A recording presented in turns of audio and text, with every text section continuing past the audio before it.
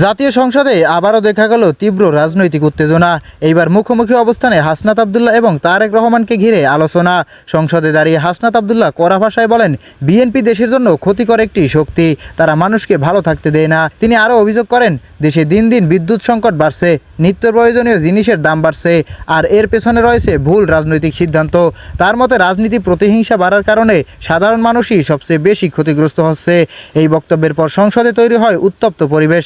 অন্যদিকে বিএনপির পক্ষ থেকে এই অভিযোগকে রাজনৈতিক আক্রমণ বলে উল্লেখ করা হয়। তাদের দাবি, এ ধরনের বক্তব্য দিয়ে জনগণের দৃষ্টি ভিন্ন দিকে নেওয়ার চেষ্টা করা হচ্ছে।